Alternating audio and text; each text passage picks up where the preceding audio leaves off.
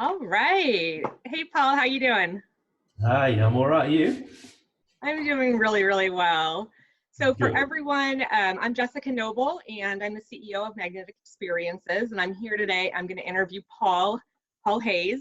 And we have a former colleague of mine and a current colleague of Paul's, Bobby Priestley, introduced us, which was perfect timing because the company that you work for, Paul, just did a webinar that was a hit, as I understand it.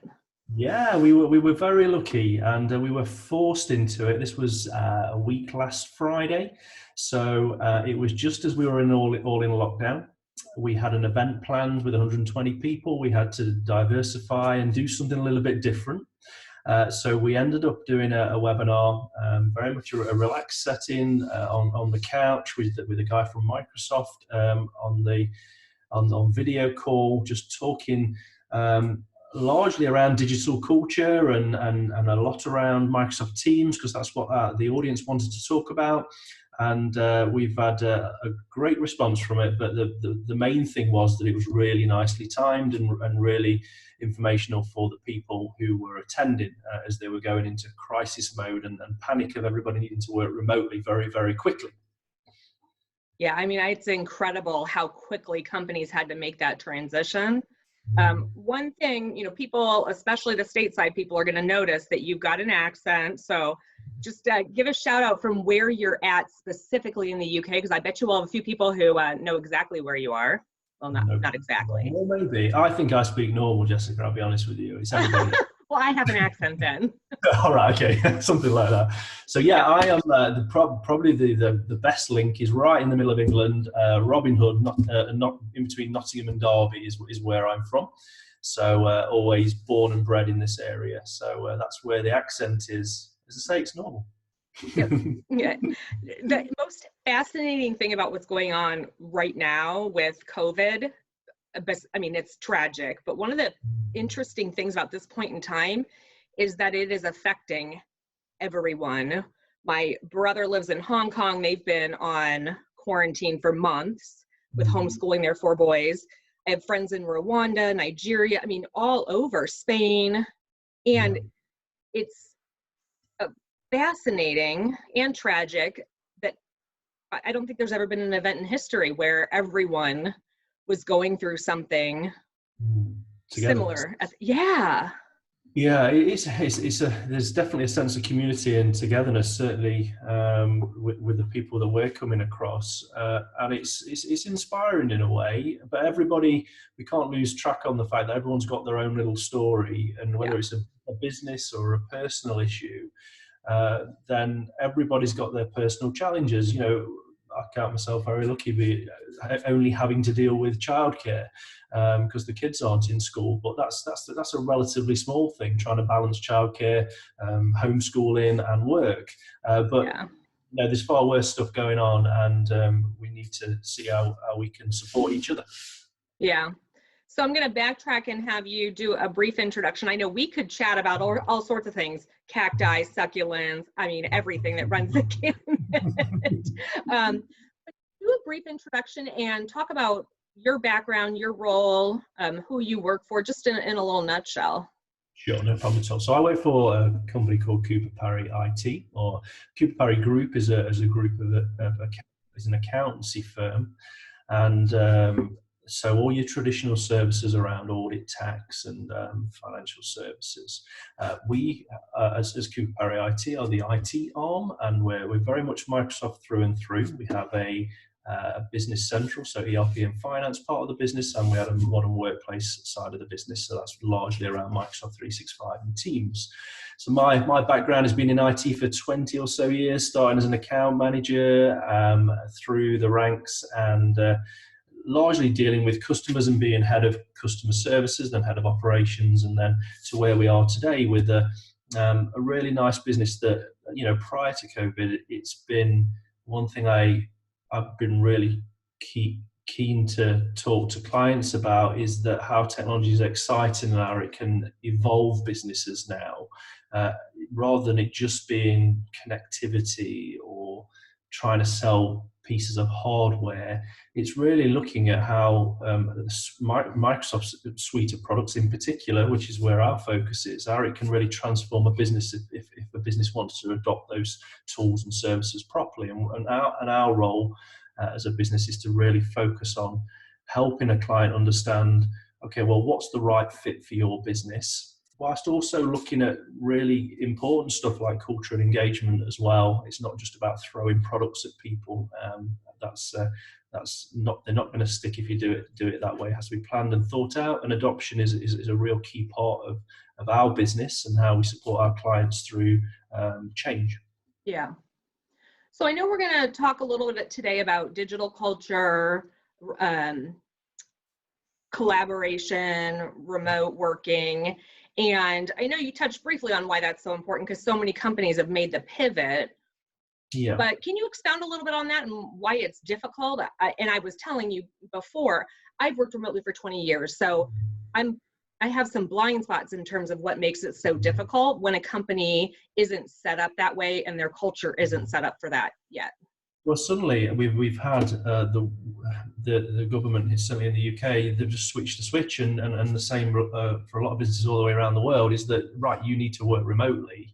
And what we found with our clients is they're just not geared up for it. You mentioned yourself, like, you're geared up for it, and we are as well. It's fine for it. You know, we've got the tools and the infrastructure in place to support that. But when you're looking at businesses who haven't seen that as a priority for themselves, they find themselves in a very sticky place where suddenly they're saying, okay, well, I need people to work from home, but they've not got the right devices, they've not got applications in the cloud, they can't access their work devices from their personal devices. And so if looking at our help desk over the last couple of weeks, our tickets have rocketed, just because we're trying to support our clients in home and remote working, and that will be via various forms. You know, we've all probably focused in on our clients and said, you must save stuff to OneDrive, you must save stuff to OneDrive, not on your C drive. Suddenly it's really relevant. And you know, I've been the same for sure in the past, and I've got some stuff on my desktop which I get told off about. But this is the basic stuff like that that's really important when it comes to home working. If someone can access all their work files, and I appreciate you've got a line of business applications that are very, very different, but if they can access their email and their work files from any device, because everything's in the cloud, maybe in Office 365 and in OneDrive, and maybe in SharePoint, in a business's SharePoint, then that's going to benefit a business so much more than we're finding some of the clients that we have right now. But then, listen, I think we're going to come out of this pandemic in a very different place to where we went in it. And I think there's going to be a lot of businesses now who have been forced to look at remote working, of course. And I think it's going to be great, because I think actually they're going to realize that, why have I been so worried about this? If I trust my people, I trust them to work. They've got the right objectives, and they've got the technology to support them. And of course, there's the whole digital culture piece around keeping people engaged and working remotely, which is going to be a big challenge for a lot of businesses. And that's the next step after getting the physical tools in place.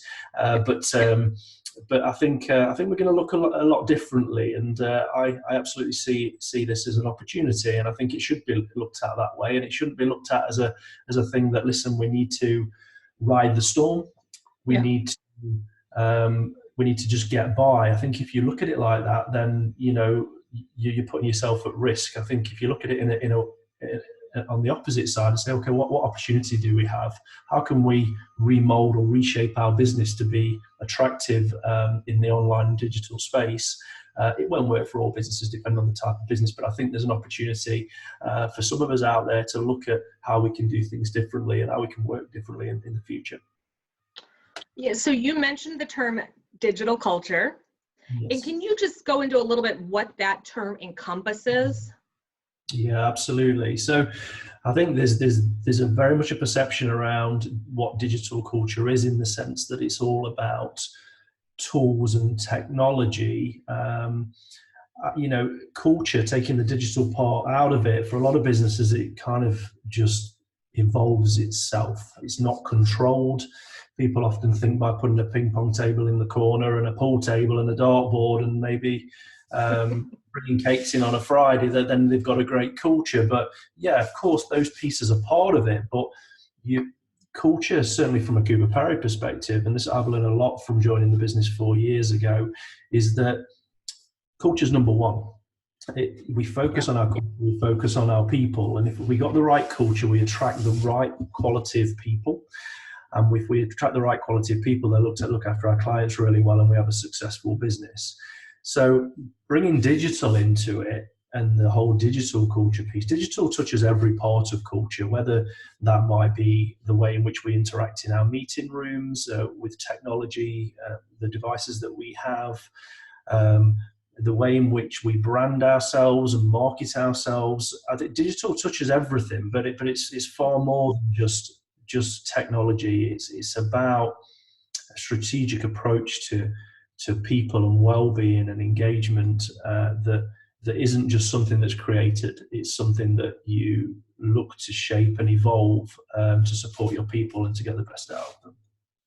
Yeah, and it seems like that would require a really intentional effort to create a digital culture. If that's not where you're coming from, there's a quote, and I can't totally remember it, but it's something like, changing systems is easy, changing behavior can be really difficult. And now we've been thrust into people having to change behavior. Yes. Hugely challenging, and I think that the word behaviour or habits is the biggest challenge. And I think one of the programs we run with our clients is what we call a communication and collaboration journey, and it takes them through this whole kind of change management and adoption piece, but drops it all the way back into, you've got to start with what's your vision.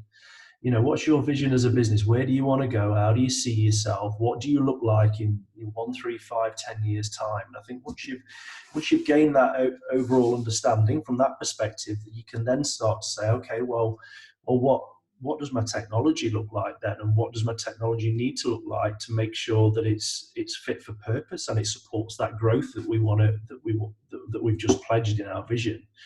And then once you've decided what tools you need, you've then got to look at that, as you mentioned, right, okay, how do we get this as a habit for everybody? Yeah. So, if we're retiring tools, how do we do that in a way that we don't get our people's back up because they don't understand why we're retiring something and we're putting a new tool in, and they go, okay, what's that for? That's like the old one. So a lot of it's all around communication and communication planning and setting the scene, but also opening yourself up to understanding what your people are saying. We run a digital culture review, and that asks everybody in our clients' businesses, and we do it twofold. We ask the owner of the business and say, well, what does, from an IT perspective and a digital culture perspective, we ask a bunch of questions and say, well, what do you think your business looks like? And then we ask all the line managers in that business, and then we compare the results. And it often throws up that the business owner thinks it's one thing and everybody else thinks it's another thing.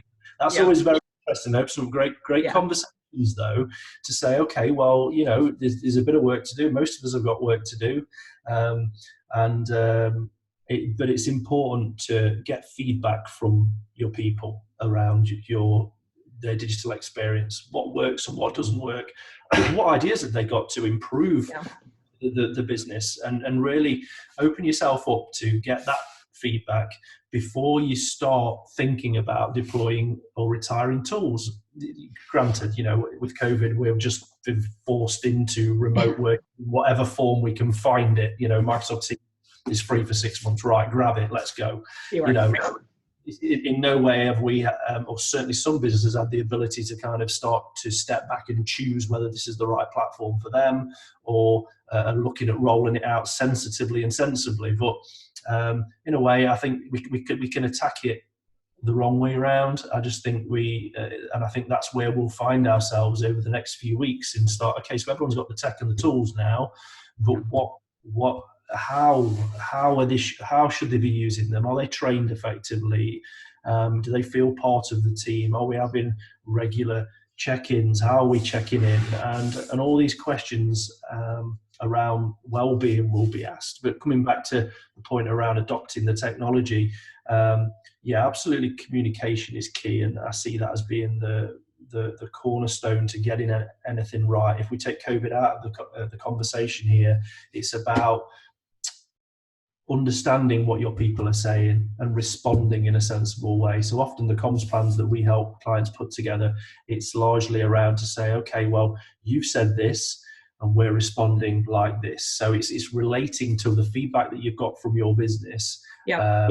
and really asking the question why and answering the question, what's in it for those individuals to change technology, and what does it mean for them? What's the business reasons for doing so? Of course, a lot of the reasons for changing technology can be about staying ahead. In your market space, you want to disrupt, you want to be different from your people down the road. And I think that's just as important to tell your people in your business, say, we want to be different, we want to be the best. And Yeah. to do that, we need some different tools, and we need to look a little bit different to the guy down the road who's been doing it the same for a number of years. So before we talk about choosing the right technology, you mentioned having a vision for this digital culture. And what would you tell business leaders who aren't technical, don't know anything about the systems out there, how they can define that vision around digital culture? So I think the vision isn't necessarily the starting point. For the vision is all about where the business wants to go. How you hook the digital part into it is really just finding out from their peoples what's working and what isn't working. And I think then seeking expert advice from a partner to say, well, you know what, we want to go here. We've got these tools. My people are thinking this about our current setup. I know they probably will have an inkling from the feedback that what they've got may not scale. And I think if it's not going to get them to where they need to be, they just need to seek advice to say, this is where we want to go. I need tools to support that journey. I don't want to rush into it. And if you have the ability not to rush into it, I think you take your time. And I think you sensibly take real solid steps to introduce something new and fresh. We have something called a digital revolution at Cooper Parry. We've been on a journey for probably 14 to 16 months. And this is ourselves internally rolling out Teams as a collaboration platform.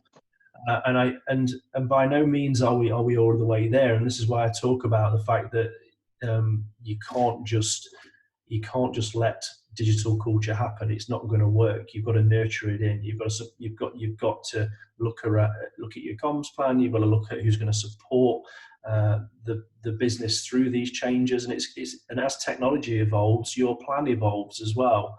But we've got 90%. We had 90% active usage of Teams before COVID, and we'll be at 100% now, just because that's the 10% have been forced into it. Yeah. And I think that's an interesting point as well. And I think in some way, I think businesses that have been forced into it, then yes, they're approaching things the wrong way round, but I think people will be used to using those tools and used to the change, because we'll all find ourselves in at least 2 to 3 months' time still doing the same thing, I would imagine. Yeah, because your team's, the motivation to figure it out is super high when, otherwise, how do you engage with your team? There isn't an alternative. So a lot of the focus that we get at the moment is just people asking for training. How can you help us remotely and train our teams on the basic functionality, and so that they can get the best out of what's in front of them. But daily check-ins for me is hugely important with the team members, whatever your platform is. I think if you've got some sort of video conferencing in place, I think daily check-ins are not for the purpose of necessarily saying what are you up to. It's more about how are you doing, are you okay, is anything, how's your day going so far, can I help you with anything, what support do you need? If you're anything like me, you probably woke up and walked downstairs and sat at the same desk again, and you're feeling pretty bored. So how do we look to engage our people whilst working remotely, and really add that sense of fun into the remote working that we're doing at the moment. Yeah, which is, it is possible. I just actually had a happy hour, was it a week before Friday, with my former 1.5 years ago team boss. It was great. It was awesome. But that's the way we've always interacted. So I'm You've going done to ask you a that's question. normal. Mm. Yeah, yeah, I love it. So I'm going to ask you about choosing the right technology. And for anyone who just thought, ugh, don't go technical on me, I don't think we're going to go technical. I know that. So share just a little bit about how someone would go about choosing the right technology. So it's all about what's fit for purpose, really. And I think coming back to that point of finding out what's not working is really important within your business. Um, aligning your vision to say, where do I want to go? But looking at the gaps, looking at, okay, well, you know what? So I know what's not working. I know where I want to go, but what I'd always recommend is looking at the market and looking what's out there. You know, Google have offerings, Microsoft have offerings, and Zoom have offerings, and but I think it's all about the right fit for an individual business. We're a Microsoft house, and we love Teams, but it doesn't mean that that's right for a business. Yeah. The important thing is that a business considers what the right tool is for them, considering their situation, where they want to go, what they want to do, and how their people operate. And not only, it's not just about how they operate with their people internally, of course, it's how they operate with their clients. So at the start of all of this, it's about choosing the right tool is about ensuring that your people are supported and your clients are supported as well, and they get a great experience. So, you may, as a business, you may share files externally with a client, or you may. We just started delivering more audit work remotely, for example. So, it changes the way in which what you need from the tools in front of you. But with the luxury of time, I would always say have a look at the market, see what's out there, and ensure that you've got some real feedback from the people in your business. And this is not just at a user level. We generally find that the line managers are the people in the business that get a lot of earache, and they get to feel and understand what their frustrations are from their team. So if you're asking them for feedback and saying, okay, well, what's not working? What would you like to see? I think if you're not asking those types of questions and how could we do things differently, you absolutely should be. You should be trusting your people, because you'll often get feedback and go, oh, I never thought about that. That's brilliant. And, all of this stuff, it just makes your business better and makes their life and stability within the same business also far more secure. Yeah.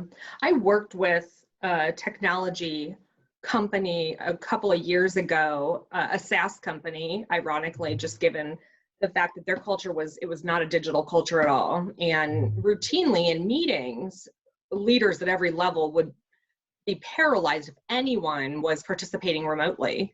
And inevitably there'd be some comment like, if you were here, I would fill in the blank and, share the whiteboard, show you the piece of paper.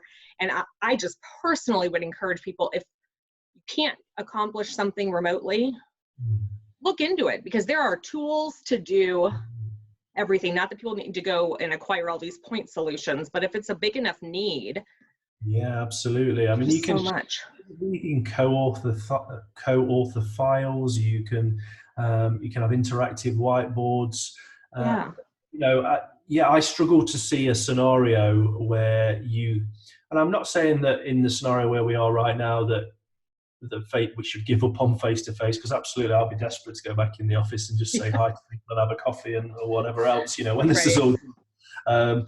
But I do think there's more of a balance than a lot of businesses have taken to date around being more relaxed around remote working, because actually that level of trust with your people and one of the big questions we had in our webinar was, how do you trust people to be working, and how do you trust them to do what you want and need them to do? And I see that I like people. I like to start from 100% trust with our people, and I think we start from 100% trust, and we really focus in on saying, okay, well, my responsibility to you as my direct report is to ensure that you're very clear on the objectives and what I need from you. And then I say, okay, well, they're the objectives. That's when I need them done by. Off you go. And unless they either need my support or help along the way, or they're going to tell me that they can't hit a deadline because if something else has come in and we need to have a conversation about that, then I trust them to do it. And I think we have to operate from that level. And I think generally, if you're setting those clear objectives and those accountabilities, and you put that level of trust in people, quite often or most often they deliver, which is for me the right place to start, and you end up with a really strong team. And I think the team, as we're into our second week of working remotely now, the team at Cooper Parry in IT have just they've astounded me in terms of how they've reacted. And I'm sure it's the same at businesses all over the world.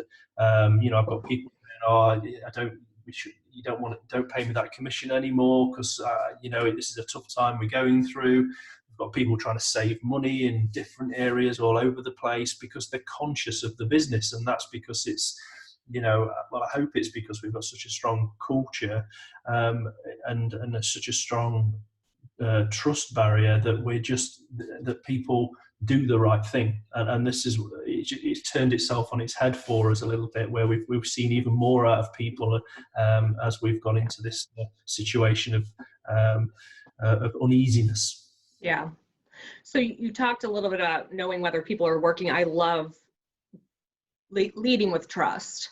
Yeah. If you're seeing a lack of productivity or sensing there's a lack of productivity in the current circumstances, not just generically when companies move to more of a remote culture, how do you help teams adapt to the new way of working, especially when you see that productivity doesn't seem to be there? Yeah, that's a challenge, and I think this is a challenge we're all going to face if we're getting people that are underperforming and working remotely, and then not adopting the tools when you're helping and supporting them along the way. Mm-hmm. It's not a scenario where we found ourselves in, but what we can't do is be complacent around that. I think there's a level of expectation that still needs setting. If we're coming back to remote working now, I think we need to go back to the drawing board sometimes. Say, okay, well, we know that you're used to working in the office. We've got people on our help desk that are used to working in the office. They can work remotely, and I saw them on the last day just pulling monitors off desks and taking them home. And they are working as they were in the office. But if you're finding that they're not, I think it's important to address those situations. And I think beyond that, it's important to ensure that those individuals have got the right level of support, and I mentioned before about accountabilities, and if they're not clear on what they should be doing, you can't moan at them and say, well, you're not doing this, as far as I'm concerned. And I think that clarity around what they should be doing then gives you both in that relationship a place to mark yourself and say, okay, so this was your accountabilities, you've not done them, why? Okay, well, maybe you're struggling with the tools and the digital tools that you've got. Okay, well, let me get you some support, right? And make sure you lead from a sense of support as well. Mm-hmm. And if you're leading from a sense of support and you've given them plenty of support, they're very clear on their objectives, then in the same way you pull someone up in the office, you need to do that remotely as well. But given them, leading from the right side of trust and support, and hopefully that resolves a lot of situations.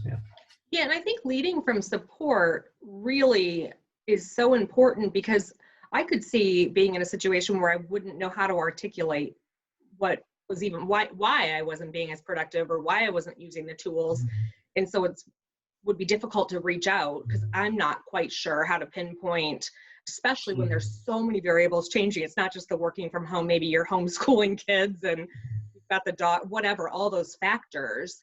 And so I like that leading from support of, hey, let's figure this out together. What are the barriers? Because you've been a reliable, productive employee. I trust that you want to do the right thing. So let's something in the way, and I think that daily check-in for me will uncover all of that. Yeah. If you go in, if you go in a week and not speaking to your direct reports when we're in these remote environments, you're not supporting your people properly, and that's quite a bold statement. But everybody needs to talk to people and needs to feel supported more than ever right now. And I think just I had one of the team call me. He doesn't report to me earlier on, and he just rang me, says, I just want to say hi. And I was like, that's amazing. Yeah. Um, thanks for doing that. And it made me go, oh, have I rang and said hi to some people that I should be doing that? But I think that really is just an example of, there shouldn't be an issue with just saying hi and checking in with people. It doesn't have to be about a work or about a subject. It can just be how you're doing. And in the climate we're in right now, so important. Yeah, I think that's probably the number one takeaway. Although I don't even know that it needs to be said. So many people just instinctually are doing that, and it is so encouraging. I actually just got goosebumps thinking about it, because I have loved seeing that with people reaching out and connecting with people so intentionally. Yeah, we've been doing really silly things. We're doing taskmaster challenges as well. Every single day we have a new taskmaster, and we do silly things like throwing tea bags into teacups, and sports challenges, and plank challenges, and all silly stuff. But you know what? Everyone posts the videos and stuff on Teams. They interact. They put some emojis against them, and ultimately create that banter that people have in an office. And I think that's so important. Coming back to what I said earlier about fun, and when we think about people's working day at home, we're all molded to our seats. I know I am, and I need to tell myself off sometimes. Have a break, have a walk around, have a cup of tea, get some fresh air. Yeah. So important. And I find myself telling our people about it, but not doing it as much as I should do myself. So yeah, I need telling off. But it's so important, that because that's just it's a very simple part of people's well-being, to just do those basic things. I saw someone I know with her team. They've been exchanging pictures of their outfits for the day, and they're all going elaborate. So I think it was yesterday, she was dressed up in, her cowboy hat and bandana. And so they're all just taking turns kind of one-upping each other and exchanging those, and a way to bring levity to the day and connect.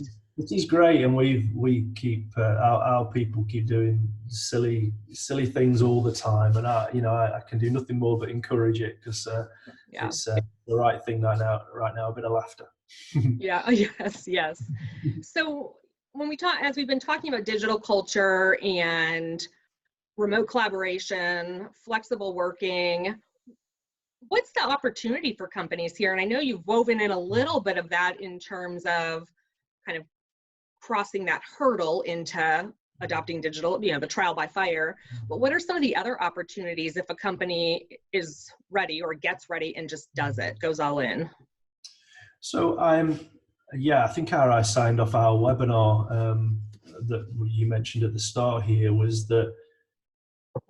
was exactly around this, around the opportunity part, and not considering this as being something that's just something to get through, and to take the opportunity. And I think I really like the opportunity we have to consider how we can disrupt in our market and be different from people down the road, like I mentioned. So, they could be thinking about it, but I think the important thing is, like we considered as an audit team previously, is that we never thought we could do audits remotely. But then when we started doing, we asked our clients, what do you think? And they was like, oh yeah, that'd be great. Like, okay, well, why have we not done this before? It's simple stuff, and that's a real simple example of just running your business and working your services in different ways. And I start at remote now with the plans and packs that we put together for the services that we offer at the moment. I'm saying the first thing I do is, okay, well, how do we do this remotely? How do we ensure it's a solid service and it can be delivered remotely? It still has all that personal touch and personality within it. But I look at how we can do things without putting people on site, because quite often that means we can keep the price down for the client. It means it's repeatable. It means that we can really hone how quickly we deliver these services as well, which I think was one of the big lessons for me around the services we offer. And this will be apparent in a lot of businesses out there. It's how do you make them as repeatable as possible and as simple to deliver as possible. So you might want to look at if we're talking about the opportunity around digital, if we've got a bit of downtime now, I've not found that downtime yet, but we'll get there, I'm sure. But I think there's an opportunity to look at our business processes and say, you know what, could we do this differently and better and quicker, both for ourselves and for our clients? Optimization within their workflows, or looking at different software packages that might support their business better, and of course support their clients better. It's all about the client experience in the end. And I think digital has a massive part to play in evolving a client's experience in whatever sector you're in. I think there's a part to play for it. Even if you're building a house, there's an opportunity to send surveys out. Digital touches anything and everything, and I think it's worth considering how that can ultimately aid your client experience. Yeah, no, that is so true. I know one of the things that I ask myself routinely, because I do the majority of my work with clients remotely, is how do I create an experience where the virtual aspect of it is a benefit to everybody and an advantage, as opposed to it's a second best. It's because we have to, but how do we lever that to be positive? That you can be location independent. You don't need to know where you're going to be. You can get the best talent regardless of where they are, etc. Yeah, and I love that about remote working, is that suddenly the world is your potential new people. You've got to reach in far and wide, rather than saying, we're based in the Midlands in England. I need people who can travel into the office. We shouldn't care about that. We should just care about the right people wherever they are in the world. And I think if we have the ability for those people to work remotely, because of the type of business that you are, then the opportunity to search wider for that talent is hugely beneficial. Yeah, I love that. So in wrapping this up, because I know your time is precious and you're juggling a lot, can I just ask you one last question in terms of this topic? It's so important for people, and if they're kind of looking to dig into it deeper, what other resources that you might have that people could reach out to get, whether it's from your website, from people on your team? What are the options? So our web address is cooperparryit.com, and on the homepage is the Digital Culture Review. So we have an office in the US as well, in Texas, that Bob is running, and I think it's important that this Digital Culture Review really supports businesses with their digital strategy, and that's what it's designed to do. I mentioned about how we ask different people different questions and then we compare the answers, but that's the start of developing what their strategy should look like over a period of time that aligns to their vision. So we'll run this digital culture review free of charge for anybody, and it really just starts everybody thinking about what's working and what's not working, and how we can support them moving forward. And what I get passionate about is where we really see how a business can change when we identify something that's new and fresh, from just asking a load of questions and talking about them. And I think that's an opportunity to be taken. Yeah, no, that's a great one. And I think you mentioned the webinar that you guys did a couple of weeks ago, that there's a recording of that where I think you went deeper into a lot of different things as well. Do you think folks might be interested in that? Yeah, absolutely. So we can share the details, and it's on YouTube, so everyone's welcome to have a look. And it is a good hour and a half, so you need some time. But there's a lot of great content in there. There's 3 other speakers, one from Microsoft and 2 from Cooper Parry. One being our Chief Digital Officer, and the other one our Chief Operations Officer, and myself as well. So a lot of different insights, but we found that it was really useful for our clients and people who joined in. So we're happy to share that. Excellent. And we'll share those links with folks so that if they didn't write down the URL and whatnot fast enough, that we will provide that, especially related to spelling, Parry, P-A-R-R-Y. Yes. Oh, yeah. Sorry, that's my No, no, no, accent. no. But no, we'll provide that. And Paul, I want to say thank you so much. I know you're slammed and we're on a significant time difference. And I really, really appreciate your time. This topic it's just so relevant to so many people right now. So thank you for Absolutely. carving out the time. It's been Very fabulous welcome. getting to know you. Thanks, Bobby, for introducing us. Yeah, well done, Robbie. It's been great to help, and yeah, good luck with all the summit. Yeah, wonderful. Thank you so much.